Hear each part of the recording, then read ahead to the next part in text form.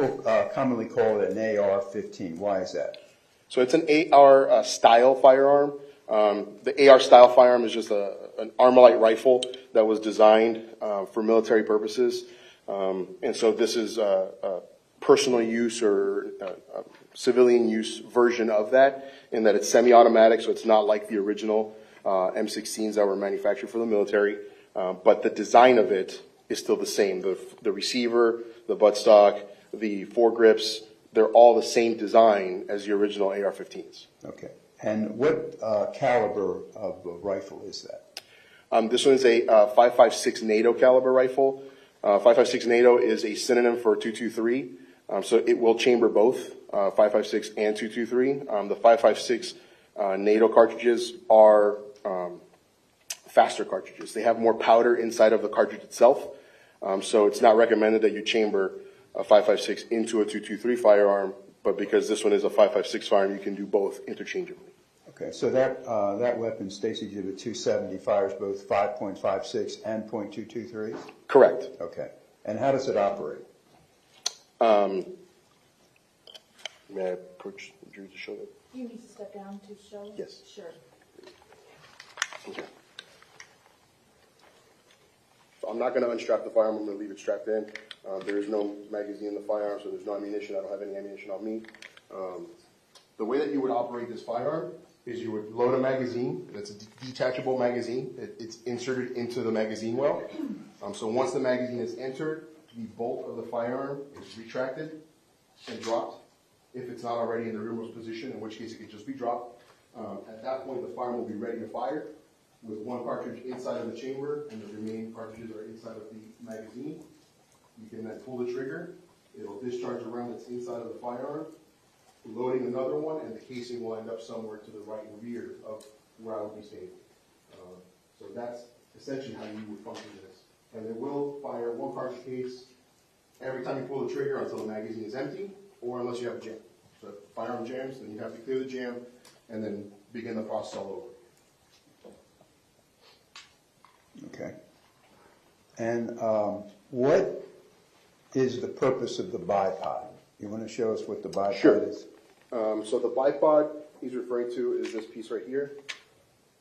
What that does is it allows a shooter to stabilize his shots. So if you rest the bipod onto a solid surface, you can then use your arm and pull the firearm into your shoulder without necessarily having a second hand on the forearm of the firearm. And so your shots are much more stable from a solid surface on this bipod than they would be just using your hands. Okay. And the forward vertical grip, what's the purpose of that? The vertical grip is this part right here.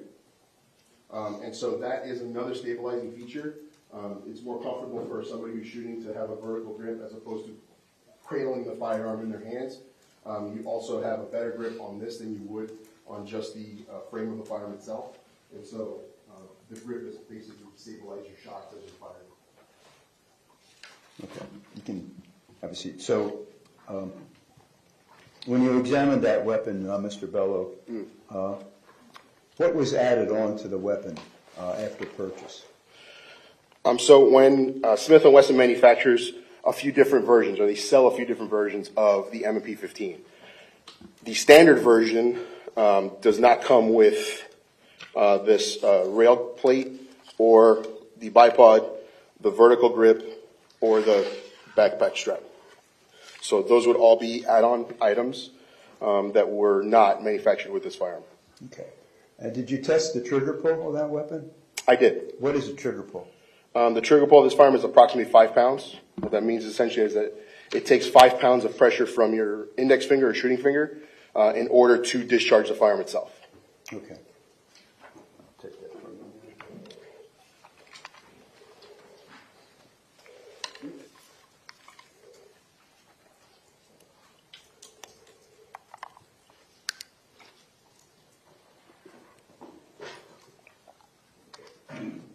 I want to show you Mr. Bello, States Exhibits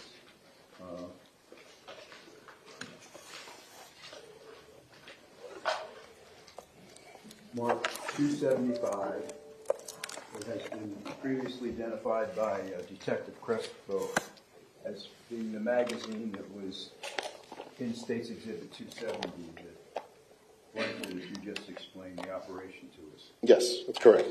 Have you looked at that magazine? I have. Okay, what is that? So this is a 30-round magazine designed for an AR-15 type rifle. So any AR-15 type rifle will accept this, or rather, AR-15 type rifle or pistol will accept this magazine. It's designed to hold 30 rounds.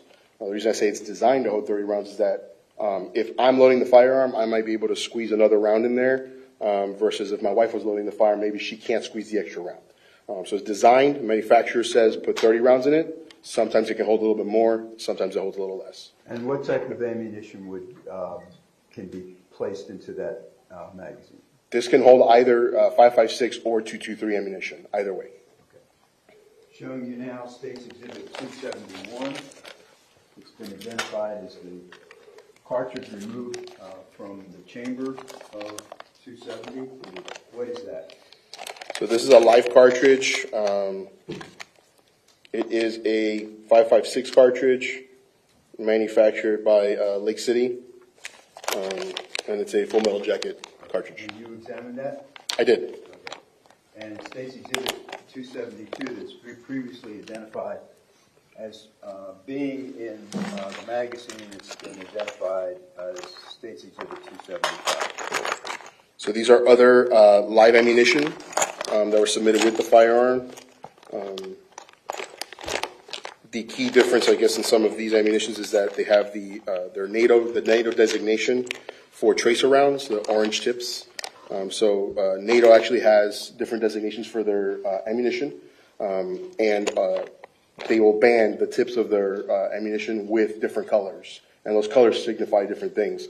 So in this case, this orange tip on this ammunition indicates that it's a tracer round, or they are tracer rounds. What is a tracer round? So a tracer round is a type of round which the bullet is essentially the same as any standard bullet. However, in the base of the projectile, there is a small amount of incendiary. And so what that's meant to do is that when you're firing, that incendiary will be ignited by the powder that's inside of the cartridge during firing, and allowing the shooter to see where that projectile is traveling, especially if it's in the dark. Okay. And how many tracer rounds were in that exhibit?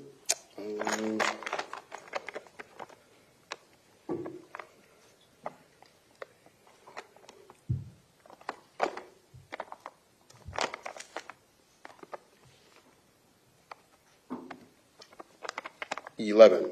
Okay. Are they all 5.56s? They are. Okay. Yes. So do you know how many 5.56 and how many 223s were in that exhibit?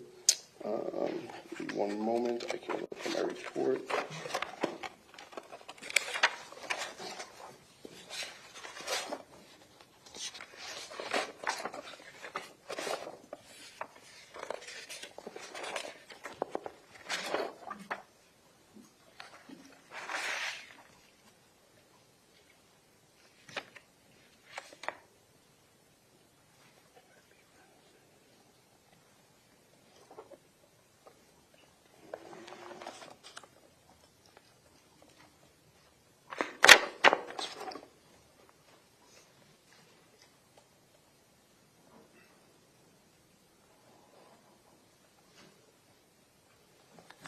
I don't recall exactly how many were in this particular exhibit.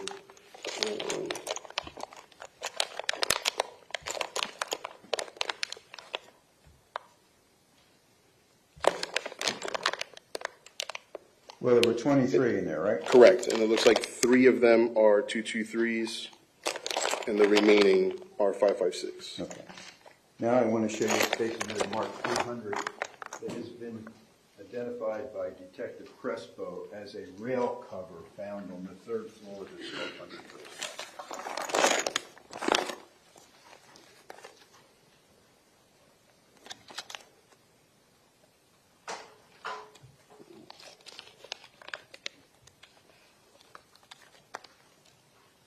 Yeah. Have you examined that? I have. And did you examine it with reference to Stacy's Exhibit 270, which is the 5.56 rifle you explained to us? I did. And what did you discover?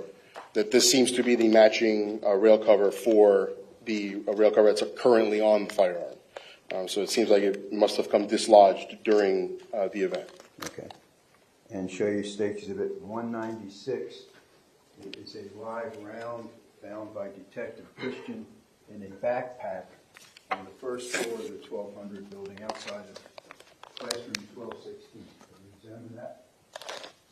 Yes. And what is that? This is a live 5.56 cartridge, full metal jacket, manufactured by Lake City. So again, another cartridge that could have been fired to that firearm. Okay. And I'm going to show you State Exhibit 266, which has been identified as 2 fired casings found in the west stairwell on the first floor of the 1200 building. Can you examine that? Yes, I did. And what type of examination did you do? So because these were casings, these require microscopic examination in comparison to the test fires produced by the firearm. And so I took these 2 casings and using the casings and test fires from the firearm, I put them under the microscope and determined that these 2 casings were fired from the submitted firearm. And how do you do that? How do you make that determination? So the characteristics that are present, the individual characteristics that are present, so those are accidental in nature. They're not intended by the manufacturer. They're not reproducible by the manufacturer. So what that means is basically that every firearm that comes off of their assembly line will be different. And we've done validation studies to determine that even if we pull 10 firearms consecutively off of their assembly lines, we could still distinguish firearm 1 from 2, from 3, from 4, and from each other. And so using the comparison microscope and taking photographs and looking at the pictures and looking at the actual live images under the microscope, I determined that there were sufficient individual characteristics present for a comparison, and the agreement between the 2, the test fires and the evidence casings was sufficient to say that there was an identification. So they did come from the same firearm. And TF 16214 that's been in evidence, the rifle. Correct. The rifle, okay. yes. State Exhibit 27, correct? Correct. Okay. I want to show you now the following exhibits that have been identified by Detective The Christian. defense will stipulate that every casing, everything on that table came from or was associated with that firearm that was used to commit these crimes for which Mr. Cruz has already pled guilty. That's fine, but there are other details that the jury has to hear that she doesn't know what she's going to stipulate to. So I appreciate that, but I think we have to go through it. Okay. Okay, I want to show you now State's Exhibits 227, 228, 221,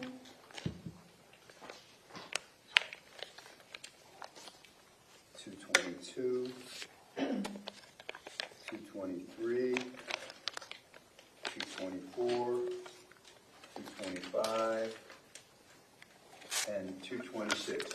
And Detective Bell, they all came from different quadrants of the first floor hallway.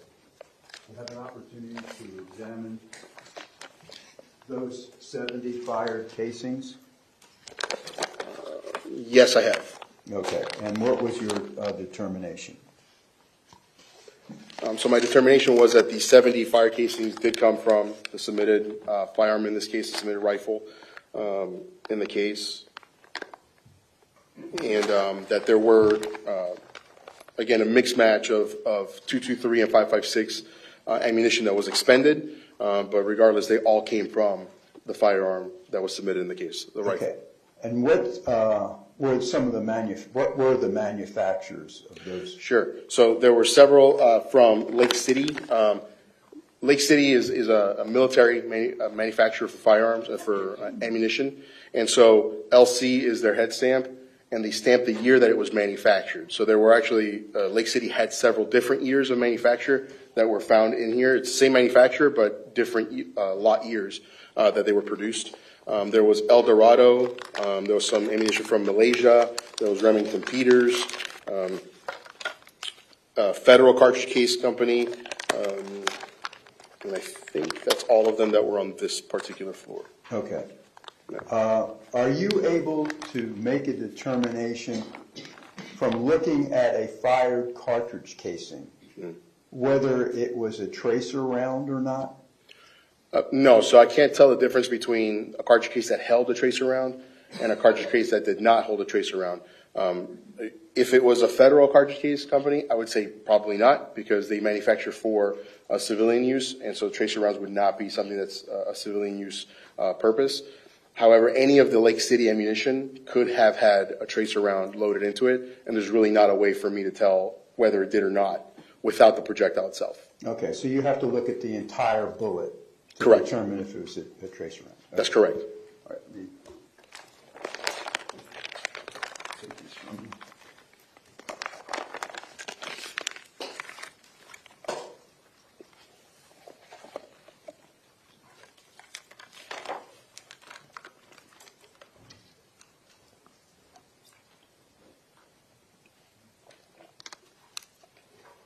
Now I want to show you State's Exhibit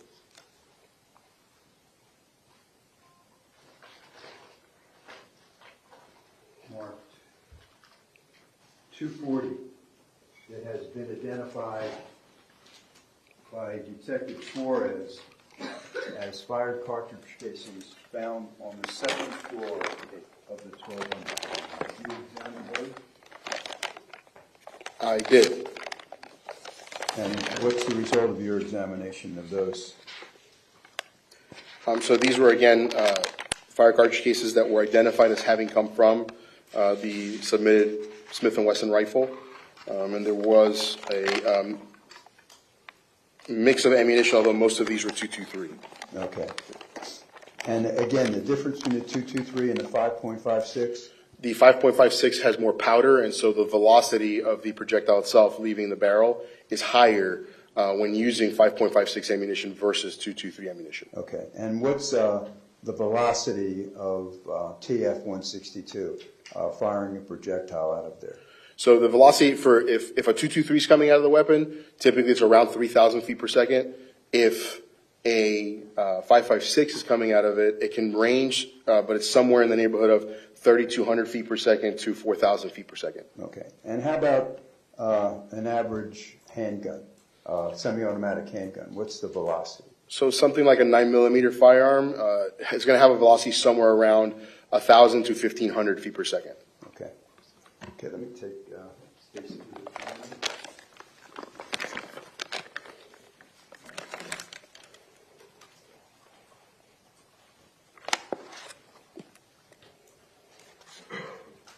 And now I'm going to show you State's exhibits.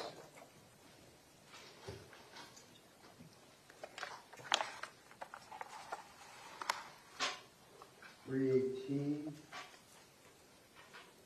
.319, .320, .321, .322, .323.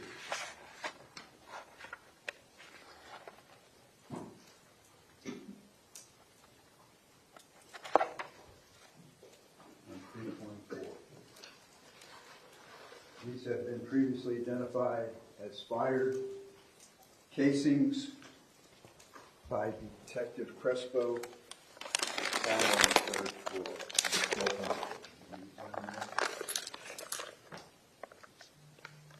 Yes, I did examine these. Okay. And what was your determination? All of the submitted casings from the third floor were identified as having been fired by the submitted Smith & Wesson rifle. There was, again, a mix of manufacturers involved in these casings, and there was also a mix of .223 and 5.56, although the majority of the casings on the third floor were 5.56. Okay. And were there any different manufacturers of those cartridge casings? Yes, there were several different manufacturers. Again, Lake City was one of the major manufacturers that was present. El Dorado Federal Cartridge Company was found there as well. There were some Remington. I believe that's it as far as manufacturers. So I believe it was 4 different manufacturers on the 3rd floor. All right. Did you make a list of all the manufacturers of all the fire cartridge casings found on the 1st floor, 2nd floor, the west stairwell, and on the 3rd floor? Yes. And what were the manufacturers? So there was Lake City, El Dorado, Federal Cartridge Company, Remington, Malaysia, Winchester Military Ammunition, and again, Lake City, there was at least 3 different years of manufacture for that, so those would be different lot numbers, if you will, from Lake City. Okay. Okay. And now showing you State's Exhibit Mark 314 and 315. And these 2 exhibits have been identified by Detective Crespo as coming from the 1240,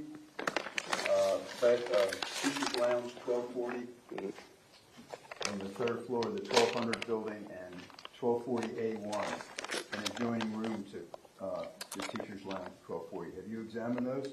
I have. And what was your determination? That all of these submitted cartridge cases were fired from the Smith & Wesson rifle that was submitted in this case. Okay. Did you go into, ever have an occasion to go into the Teachers Lounge 1240 on the 3rd floor of the 1200 building at Marjory, Stoneman, Douglas? I did. And what did you observe? So I observed that in that particular room there was 2 areas where that in the windows that contained close gunfire, in the sense that the actual range of the shots through the windows were tightly grouped. So that indicates that the muzzle of the firearm was probably relatively close to the window, because if you're discharging this firearm rapidly from a distance, the firearm tends to rise.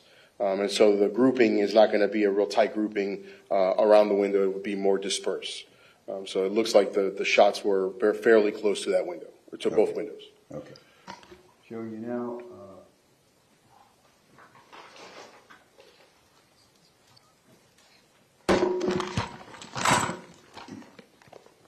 State's Exhibit 195. And this exhibit has been identified by Detective Christian as 3 magazines coming from the 1st floor of the 1200. Mr. Bell, you can take a look at those.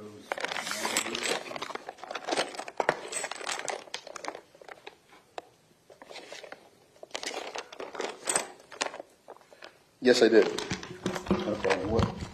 What are you able to tell us about those 3 magazines? So 2 of the magazines are 30-round magazines, and then the final black magazine in the package is a 10-round magazine. Okay. And there were 9 live rounds in one of those exhibits, and it was Correct. one of those magazines. And what were you able to determine? That the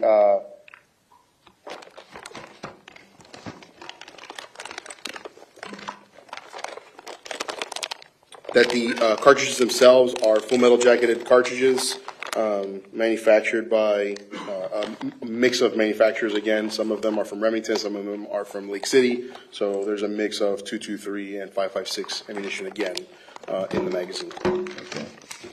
And I want to show you State's Exhibit 317. It's been identified by Detective Crespo as coming from the 3rd floor hallway of the 1200 building.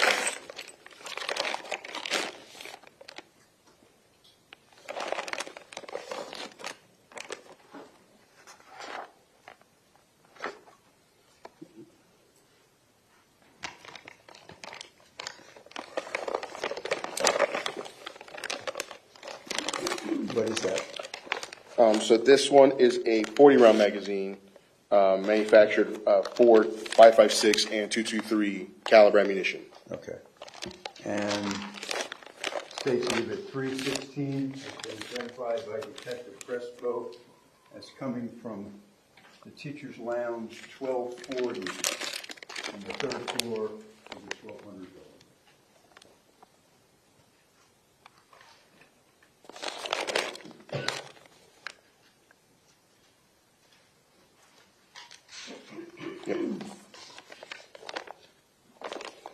This is another 40-round magazine manufactured to hold .556 and .223 caliber ammunition.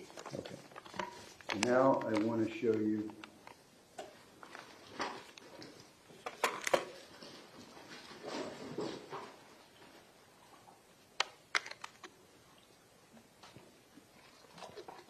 have you ever weighed what a full 40-round magazine and a 30-round magazine weighs? I have. I want to show you now State's Exhibit 280, State's Exhibit 276, State's Exhibit 277, State's Exhibit 279, and State's Exhibit 278. These 5 magazines have been testified that they came from a black vest found on the 3rd floor stairwell by Detective Crespo. Okay. Okay, have you examined those exhibits? I have. Okay. And you said you have weighed a fully loaded 40-round magazine? Yes. Approximately how much does that weigh? It weighs approximately 1.5 pounds. And how about a 30-round fully loaded magazine? It's roughly 1.1 pounds. Okay.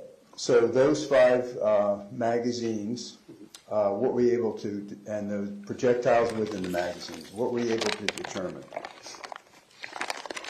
So I believe this is a 30-round magazine, a second 30-round magazine. This is a third 30-round magazine. This one's a 40-round magazine. And another 30-round magazine. The ammunition, again, is a mix of ammunition of both .223 and .556, different manufacturers involved in all of the magazines. And one of the magazines in particular, looks like State's Exhibit 277, contains several rounds of tracer ammunition as well. All right, could you show us what a tracer round looks like? Sure. Your Honor, could you step down? Sure. So these are the tracer rounds that I'm mentioning with that orange tip on the rounds themselves. So you can see that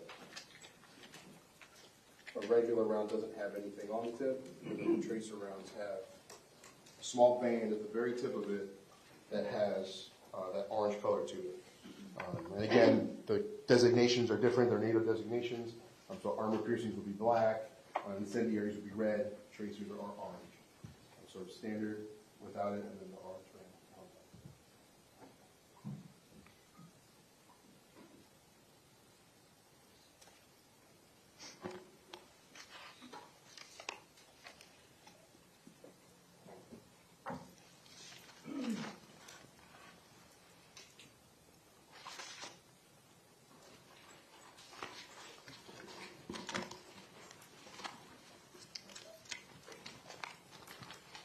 And Mr. Bella, were you able to give us a total, or were you able to come up with a total of how many 5.56 live rounds you examined? Yes.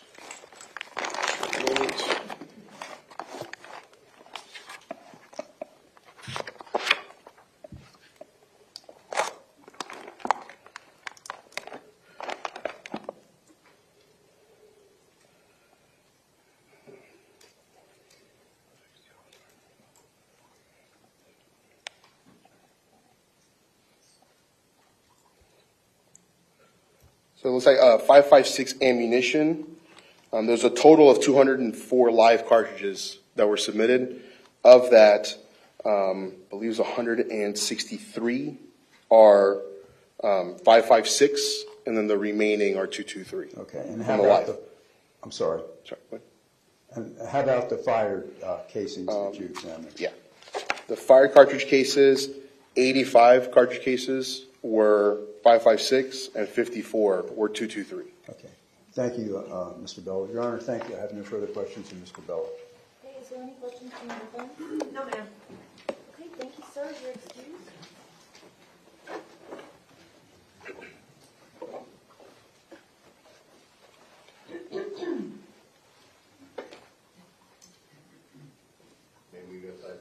Sure.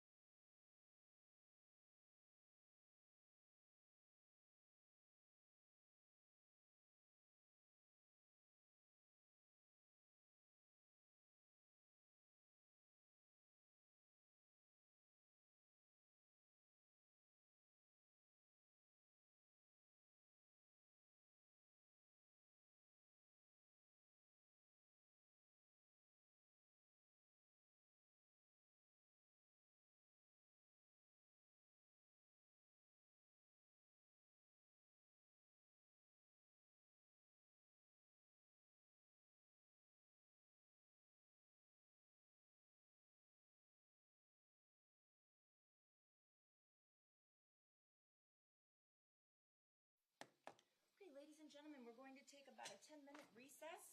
Please do not discuss the case among one another, and please leave your notepads behind. Thank you.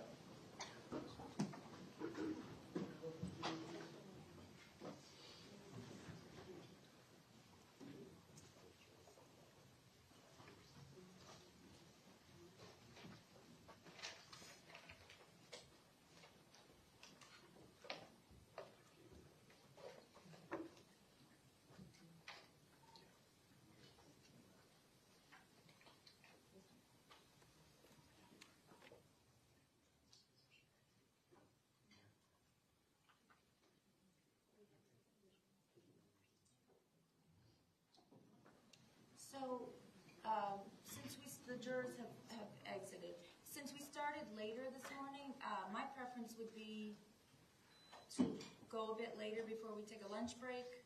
I'll leave it up to you, but if, Ms. McCann, if you can have a plan as to how many people you intend to call before the break so I know when to call time.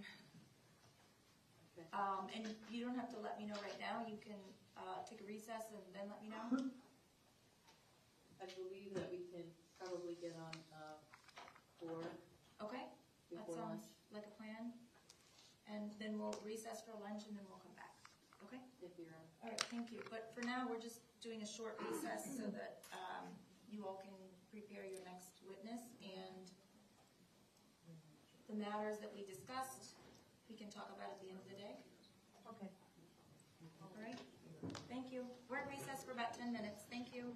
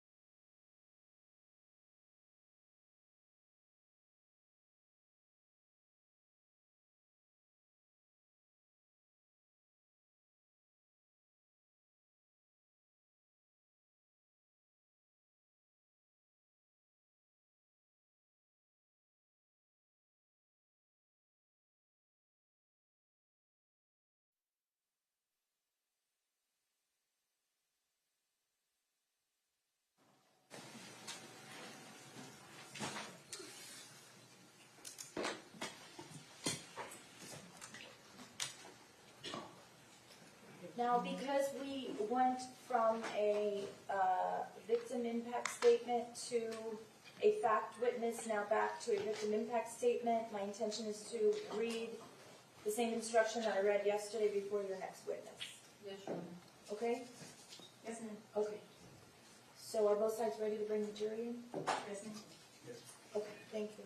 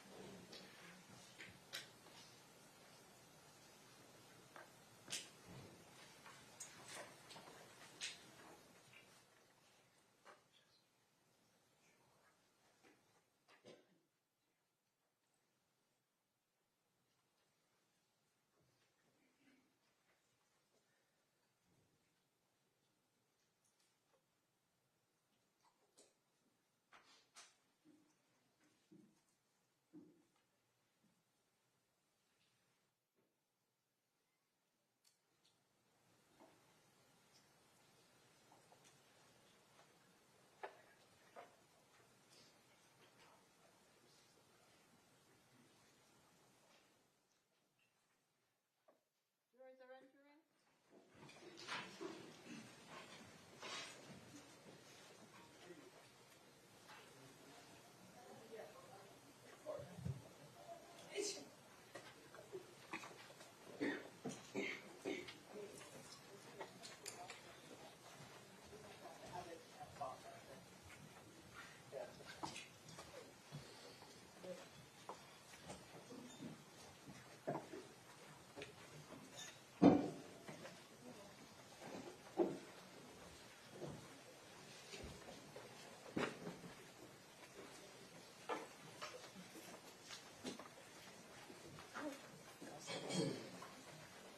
Okay, the jurors are present. Everyone else may be seated. Ladies and gentlemen, you are going to hear evidence about the impact of the murders on the family, friends, and community of the decedents. This evidence is presented to show a victim's uniqueness as an individual and the resultant loss by the decedent's death. However, you may not consider this evidence as an aggravating factor. State. Thank you, Your Honor.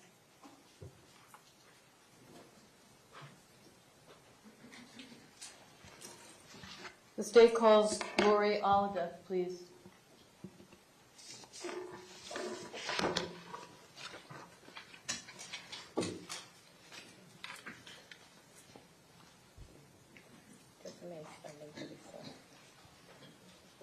Mr. Alhadeff is here as well, Your Honor. Okay, sir and ma'am, would you both please raise your right hand? Do you solemnly swear or affirm the testimony you're about to give is the truth, the whole truth, and nothing but the truth?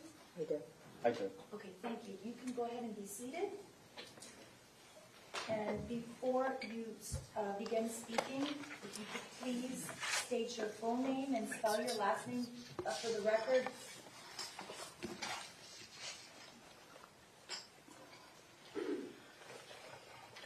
Lori Alhadeff, Alhadeff. I'm going to start with Mrs. Alhadeff first. Okay. Mrs. Alhadeff, are you the mother of Alyssa Alhadeff? Yes. I'm going to show you that's a photo that's been marked State's Exhibit 33. Can you identify this, please? That's my daughter, Alyssa Alhadeff. Would you please show it to the jury?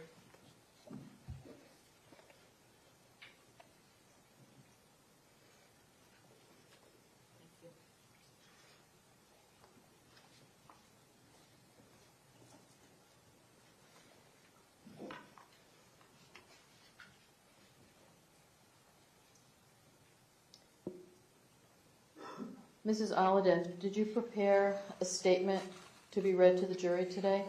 Yes. Will you please read it for us? The Oxford Dictionary defines grief as deep sorrow, especially that caused by someone's death.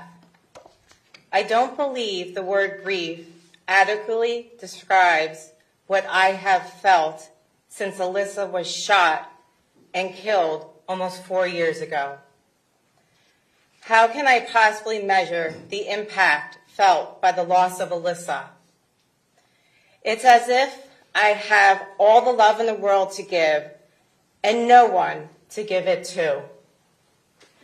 The real measure of damage done certainly cannot be expressed or calculated in words, as this kind of pain and emptiness will most certainly last forever. It is the most devastating event when a parent outlives his or her own child. There isn't even a word for it in the English language, as though its unnatural, abnormal nature, indescribable, and unable to be named. Alyssa Miriam Alhadeff was my first child and my only daughter. My best friend and love of my life. She was the heartbeat of our family. She loved soccer and riding the waves of Long Beach Island, New Jersey every summer. Alyssa always kept us on our toes, always. She was an incredible big sister to Robbie and Kobe, and negotiator extraordinaire during families' discussions. As the captain of her soccer team, she was a source of support, protection, and motivation for her friends, both on and off the field. Alyssa had no idea how amazing she was. In fact, her humility was one of her most attractive qualities. I think about her every day, and I wish she was there, wish she was here with us. I look around our home and see photo albums that will never be filled with the mementos or memories of Alyssa after the age of 14. I see framed pictures with only photos of Alyssa at the very beginning of her teenage years. I'm left with a feeling of emptiness I still cannot accept. Our scrapbooks will never hold pictures or memories of Alyssa's high school or college graduations, her wedding, her babies, and on and on and on. She wasn't given time here with us to continue to write her story. Her life was cut tragically short and will never be the same. Alyssa's death has forever changed the course of my life and how I lead it. There's a fire inside me now, pushes me forward every day. Losing Alyssa was damaging not only to our family, but to our community as well. Such tragedy and loss is far-reaching and will be remembered forever. As time passes and I continually think about what could have been for Alyssa, the pain does not subside and the grief does not lessen. I surely would have traded places with her that day if I could have. But the life I now lead is in honor of my Alyssa Miriam Alhadeff, our angel who will always be remembered and never forgotten. Thank you. Dr. Alhadeff.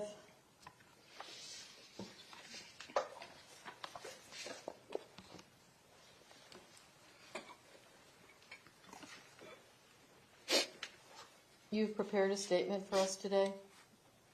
Would you please share it with the jury?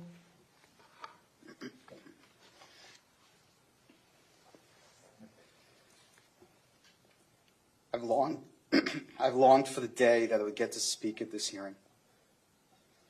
I wanted to tell this jury what happened to my family and this community. I wanted to tell you what happened to my Alyssa.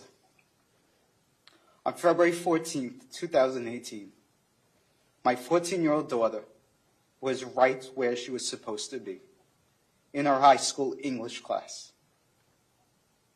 4 years later, she's supposed to have been in her second year of college. Soon she'd go on to be a professional soccer player. She'd get her law degree and maybe become one of the most successful business negotiation lawyers the world would see. She was supposed to get married, and I was going to have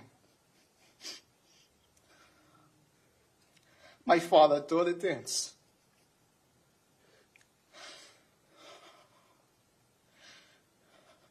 She would have had a beautiful family, 4 kids, live in a gorgeous house, a beach house on the side. All those plans came to an end with Alyssa's murder. Alyssa's murder impacted so many people in so many ways.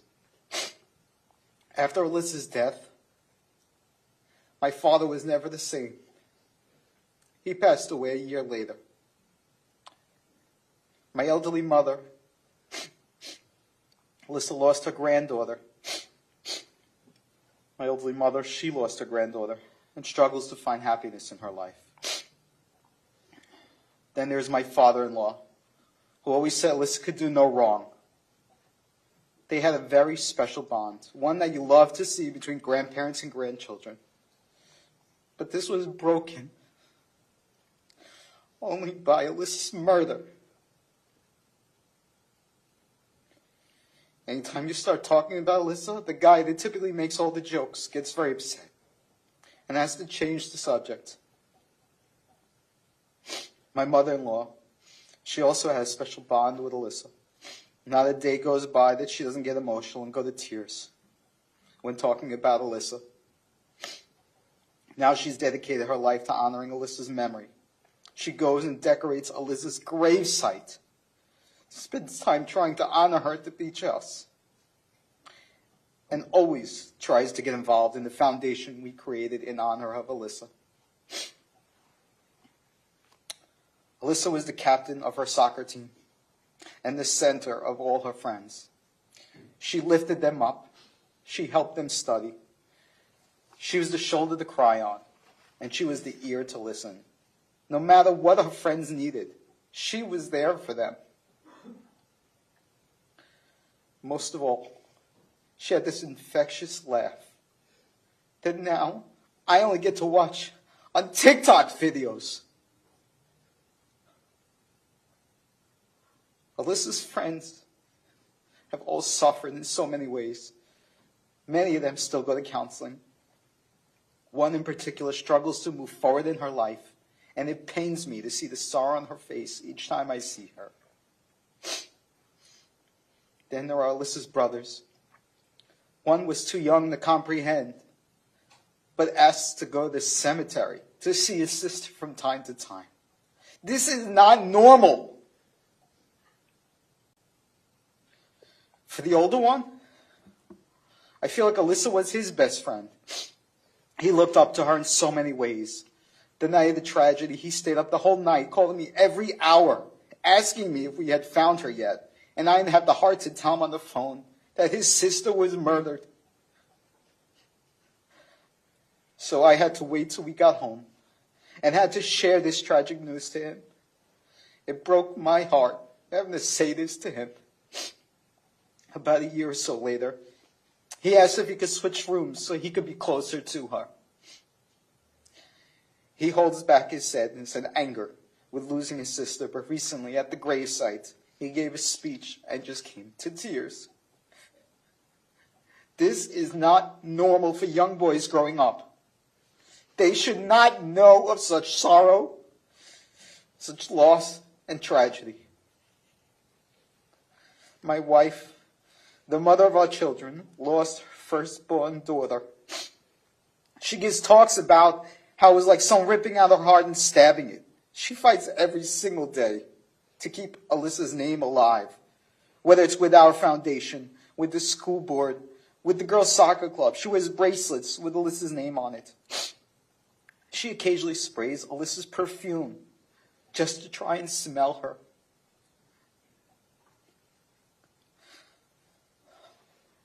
She even sleeps with Alyssa's blankets. 4 years later, she continues to grieve like it was yesterday. And while her life was busy then, running for the kids, she stays busy now, just so she doesn't stop and cry. Then there was me, my firstborn daughter, my shining star, Daddy's girl, was taken from me. I get to watch my friends, my neighbors, colleagues, spending time enjoying their daughters, enjoying all the normal milestones, taking in the joys, and I can only watch videos or go to the cemetery to see my daughter. It was 4 years ago to everyone, but to me it was yesterday. Alyssa will always be 14, and I will always be at the point in life with her. All I know is a piece of my heart was not just cut out, but it was ripped out of my damn chest. For 4 years, I've watched so many struggle. Well, the only option I've had is to keep it together for my family. And inside, I burned like a damn inferno. It took me so long to be able to feel empathy again. And this prevented me from doing what I'm good at, which is caring for patients. Unfortunately, I have to live my life with anger now and make it fuel my existence. Like my wife, I try and stay busy so I don't break down. While the world gets to move on with their lives, we don't have that luxury. Missing our daughter every single day. No parent is supposed to have this grief. Without our daughter, Alyssa, our lives have been changed forever.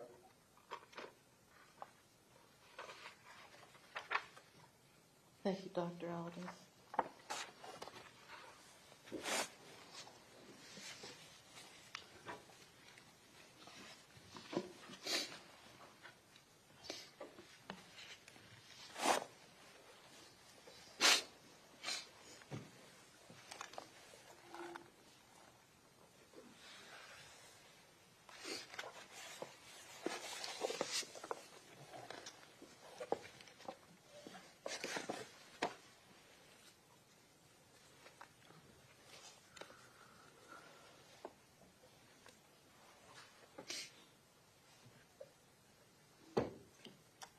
The state is next going to call Teresa Robinovitz.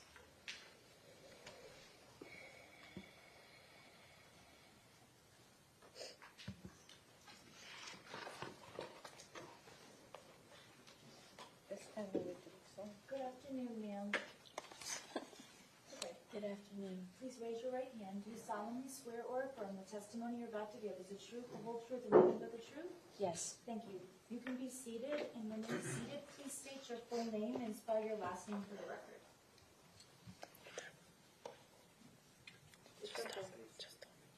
Just be seated.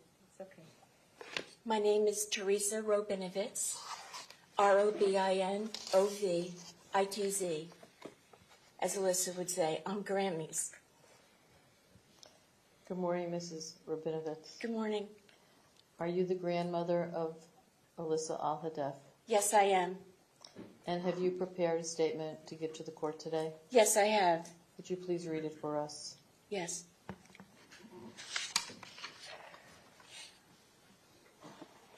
Our family tree of life has been broken with the loss of my granddaughter, Alyssa Alhadeff, in the Marjory Stoneman Douglas High School shooting, February 14, 2018. Living after the death of a child is beyond tears. It is a daily battle to survive the hardships rendered from her tragic death. The first time I walked back into Alyssa's home, I thought to myself, the photos on the walls will never change because she ceased to exist. There will never be another family birthday celebration for her. While sitting at their kitchen table, I can still visualize Alyssa bouncing down the steps and saying, "What's there to eat? I'm hungry." I'd immediately jump into action to prepare whatever she wanted. She usually likes spaghetti. Reliving those memories bring me back pain. Alyssa's death shattered the hearts of the entire family and friends, near and far. Alyssa was loved for the 14-year-old teenager that she was full of energy, enthusiastic with a contagious smile that brought sunshine to all who knew and met her. It causes me pain to know that forever lost are the proms, the parties, going to college, a career, never to marry, never to have children, never to share with me more memories of her life. Alyssa's absence for holiday celebrations only leaves a memory in the seat she always sat in. The sunshine of our family has dimmed, and my imagination is just thinking of Alyssa as a bright star on a clear night. Alyssa was my daughter's only daughter. Alyssa was special and unique. Her two brothers, Robbie and Kobe, have experienced the loss of their only sister, who they looked up to, especially as a role model in the sport of soccer. Alyssa followed in her mother's footsteps, playing soccer beginning at the age of 3 years old. She held the position as attacking midfielder, wearing the number 8 proudly. She was captain of her soccer team, taking additional responsibilities, shouting out plays to her teammates. In the soccer game the night before her death, she was seen on the field jumping over an opponent twice her size. She's as short as I am. And she headed the ball to move the ball towards the goal. My daughter shared with me afterwards that after that game, she told Alyssa she played the best game of her life. Alyssa's response was, "I know, Mom." I believe this was a memorable gift that she left for all who saw her play that Tuesday night, February 13, 2018. Alyssa had respect for her coaches, teammates, and always gave them constructive, positive feedback on and off the field. My beautiful, talented granddaughter had an extremely bright future for possibly law school. Her brothers were always grateful that Alyssa persuaded her parents to get extra TV channels. Outside of school, Alyssa did community service in local homeless shelters. At night, she would read New York Times best-selling books, and we would have to tell her to shut the lights off and go to bed.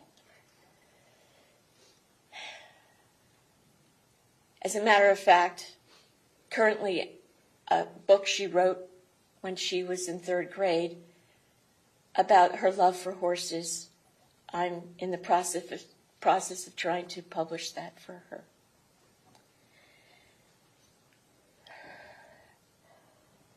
Saturday before her death, she participated in a good friend's Kinsier's 15th birthday celebration. I watched a video of her dancing in formal attire, and I told her the next day how eloquent and beautiful she looked. I will always remember her smelling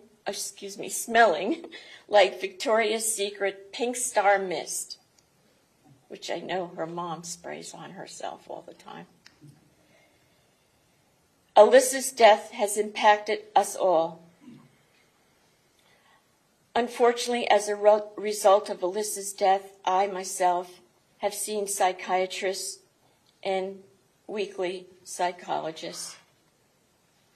I take prescribed medication for depression and anxiety. I have outbursts of tears at any time. Sleepless nights and anger, which has replaced the pure joy of living each day. Each night, I too go to bed and wrap myself with an extra blanket that I would once cover Alyssa with. I do this to have a sense of feeling closeness to her in a fictitious way. Words alone cannot express the pain and anguish our family and friends have endured since the murders. I cannot even drive down the streets in Parkland without it bringing me back memories of Alyssa driving her to various places I used to go. The Marriott Hotel, where we were told she was definitely one of the victims, the high school where she was murdered, are just a few examples that cause me pain every day when I drive down the streets in Parkland. The effect on others is unimaginable, both in the family and with close friends.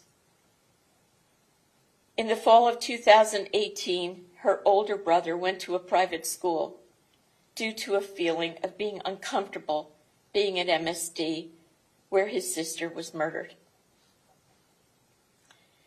This became an unexpected financial cost.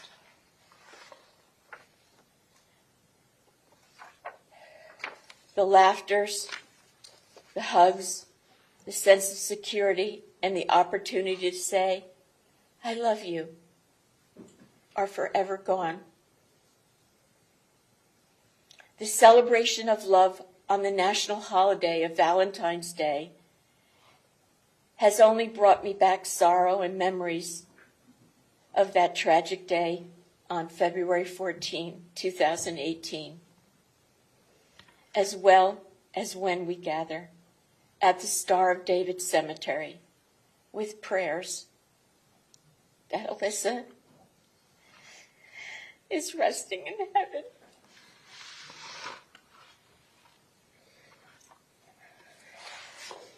Thank you, Mrs. Woodbinovitz.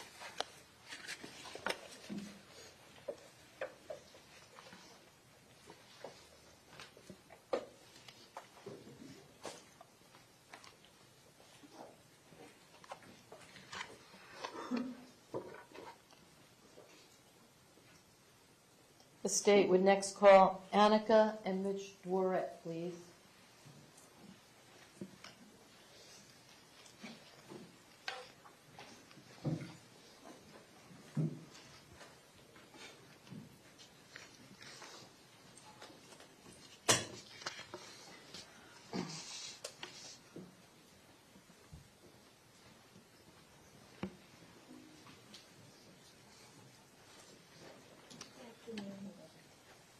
Please raise your right hand. Do you solemnly swear or affirm the testimony you're about to give is the truth, the whole truth, and nothing but the truth? Yes, sir. Thank you. You can go ahead and be seated. And then prior to speaking, if you would just please state your full name and spell your last name for the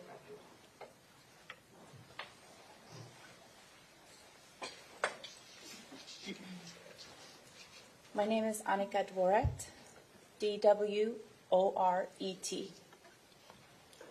My name is Mitchell Dwaret, D-W-O-R-E-T. Good morning, Mr. and Mrs. Dwaret. Are you the mother and father of Nikolas Dwaret? Yes. Yes. I'm going to show you what's been marked as State's Exhibit 55 that's been entered into evidence. Can you identify this photograph? Yes, it's my beautiful son, Nicholas. That's our baby. Can you show it to the jury, please?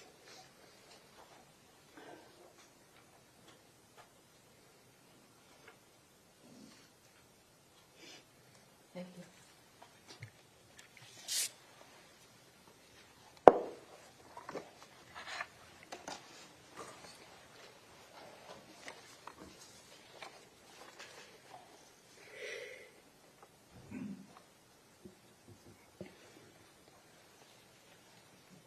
Mrs. and Mr. Dwaret, did you prepare a statement for your family?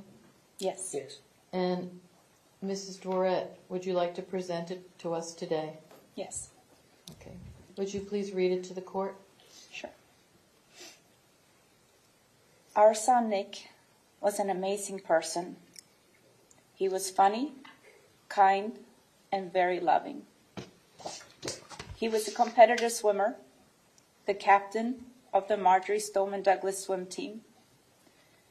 He was also an excellent student, and he had just received a student athletic scholarship to the University of Indianapolis. It was always a joy to see the loving and caring relationship Nick had with his brother Alex.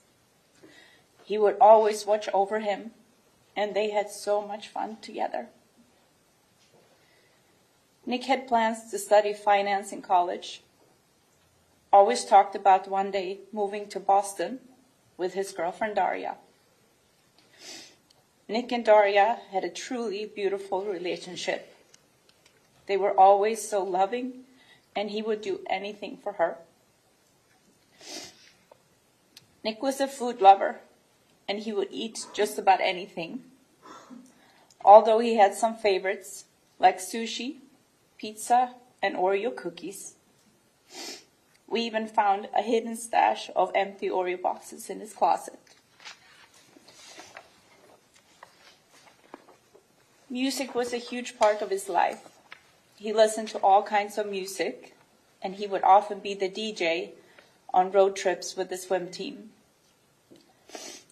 Nick was a leader, and he always encouraged other people to do their best. He was very inclusive of everyone. Nick's last evening with us, he spent time speaking to the younger kids on the swim team, giving them some pointers on how to improve. Nick had big goals, bigger than most of us dare to dream of. This was a note that Nick had written and taped on the wall next to his bed. I want to become a Swedish Olympian and go to Tokyo 2020 to compete for my country. I will give all I have in my body and my mind to achieve the goals I have set. I will train as hard as I can in and out of the water. Even on my hardest days, I swear to give it my all, and I will let nothing stand in my way. Train harder.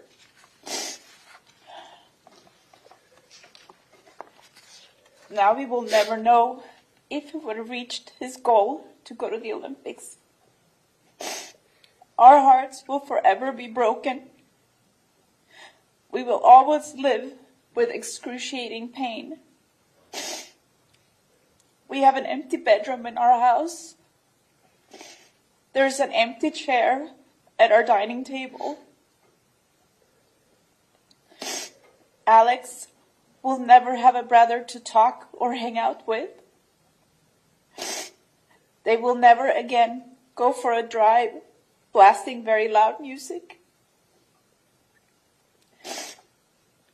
We did not get to see Nick graduate from high school or college. We will not get to see him getting married. We will always hesitate before answering the question, how many kids do you have? There are no words to express how much we all miss Nick. The world is missing out not having Nick in it.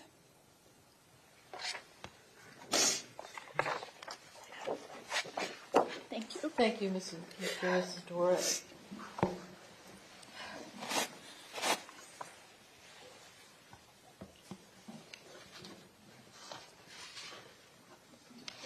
Members of the jury, we're going to take a recess for lunch. I'm going to ask that you please be back at 10 minutes before 2 so that we can have a goal of starting back up at 2 o'clock. Please remember I'm sure you're tired of hearing me say this, but I say it every time. Please do not discuss the case among yourselves. Do not begin deliberating. Do not let anyone approach you and talk to you about the case. Please leave your notepads behind, and I'll see you back at 10 minutes to 2.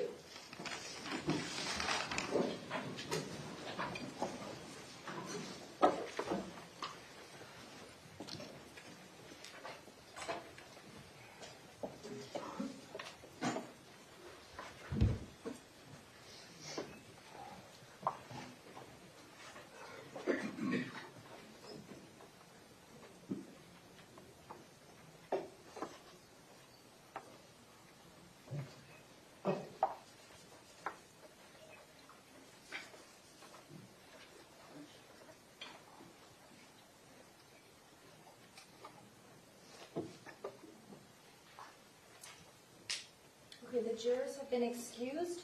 We're going to be in recess. If everyone could please try to be back a few minutes before 2 so that we can start at 2 o'clock, I would appreciate it. Other than that, we're in recess.